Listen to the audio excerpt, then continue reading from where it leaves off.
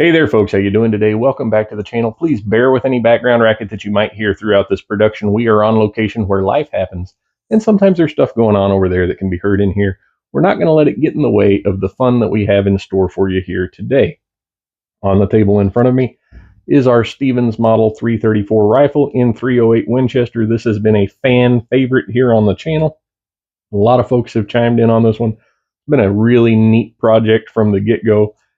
It wasn't without its problems, but it has turned out to be a really good, solid rifle, and for the money, one of the better looking ones available on the market in 2024. Now, that being said, if you didn't see it, I invite you to watch this video. It would probably be helpful to watch it first, but this video we put out a couple of weeks ago pertaining to this rifle because we had a problem with it. Now, this, again, as I mentioned earlier, we've had a couple of problems with the rifle. The first and foremost was the really heavy, spongy trigger. We fixed that. Now we're on to what was actually probably a more serious problem, and that was surface contamination. When the rifle arrived to us, it had a matte finish, black. I want to say probably a nitride finish. Don't know for certain there. Wasn't bad looking, but I had my doubts about it early on as to whether or not it was going to hold up. Well, sure enough, here in the East Texas humidity, after a couple of months of being stored on our secure wall from lockdown, which is a channel sponsor, by the way, started to notice some flash rusting on the surface. It just was breaking down faster than anything else up here on the wall. I'll throw up some still images of that so you can see what I found a couple of weeks ago when we decided to do something about it with this particular one. So for those of you that saw that, you know that I decided I was going to DuraBlue the finish on this rifle to try to keep it looking as traditional as I could, since we have this nice old school looking walnut stock on here. The guy that edits my videos lost the footage of the sandblast process. He got carried away when he was deleting old footage off the camera, and as a result, you'll have to take my word for it that we sandblasted it with aluminum oxide, stripped it down with non-chlorinated brake parts cleaner, and gave it 3 coats of DuraBlue. Now, you might be wondering, why did we give it 3 coats? Well, DuraBlue suggests 3 coats for proper coverage. It brought up a really good comment in the comment section, so I decided to include that in this portion of the video. We had a viewer, I don't remember his name, I'll find the comment and I'll put it down here so you can see it. He asked if 3 coats wouldn't affect fitment of metal parts. That's a really good question. I have had projects in the past that I had Duracoated where it became an issue with tolerances of moving parts. Specifically, I coated a 1911 pistol that had really tight slide to frame fitment.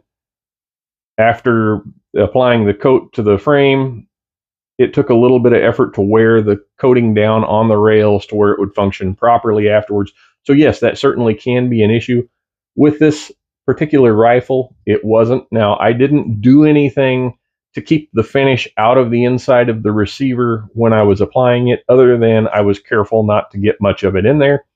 There was a little bit of overspray got inside the receiver, but I knew early on, because there was enough slop in the bolt in the receiver when cycling the bolt, that it shouldn't really be an issue, and turns out it wasn't.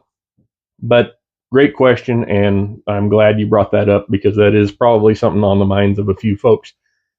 Concerning the bolt fitment to the rifle, I have not done anything to lubricate this since I put it back together. Now, obviously, you want a little bit of oil on your bolt to keep everything moving smoothly as it should. I had to remove all that oil to apply the finish, because oil will prevent the finish from adhering to the metal properly. So it was stripped dry, and before I oil it up, I'll show you here that the bolt moves rather smoothly, albeit it does feel like it needs a little oil, and we're going to do that right now.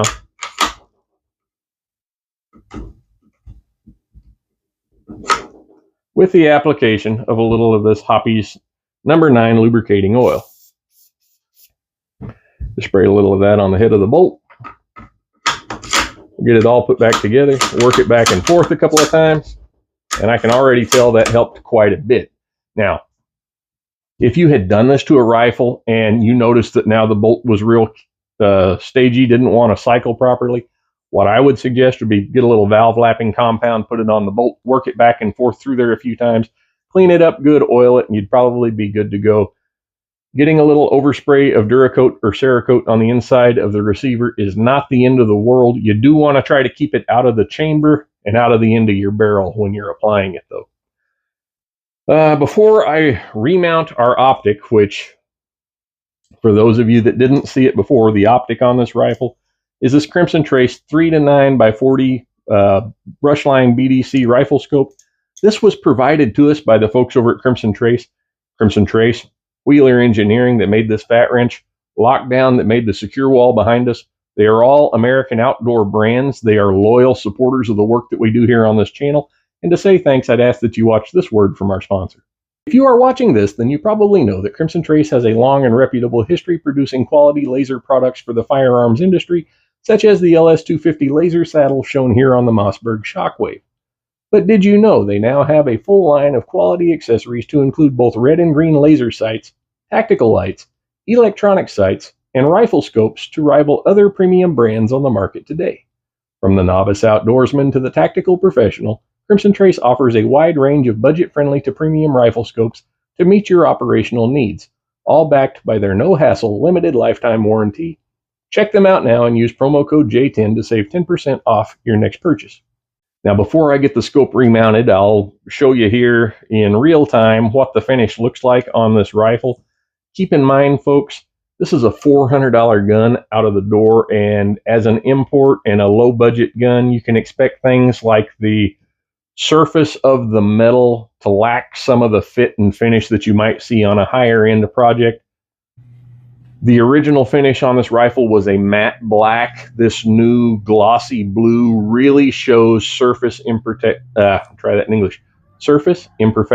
on the metal. I'm sure you can probably see that from the video that I've got playing over this here, but you'll see that it's just not the smoothest, most uniform finish. Without doing a lot of metal work, you're not going to fix that, and it's not something that I was interested in. And it's not something that I was interested in doing on a project of this magnitude. So now, through the magic of video editing, we now have the scope reinstalled and torqued to spec using the Wheeler fat wrench.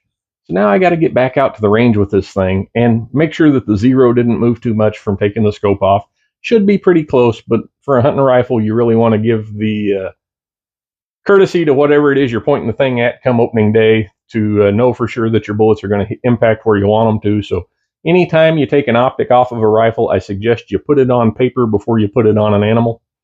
Otherwise, I hope you enjoy what you see here. If you're interested in doing something like this, it's not that hard.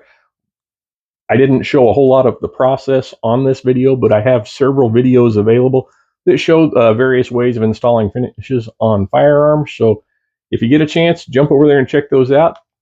Thank you for watching. Leave me a comment down below. Let me know what you want to see on here next. Until next time, take care. God bless.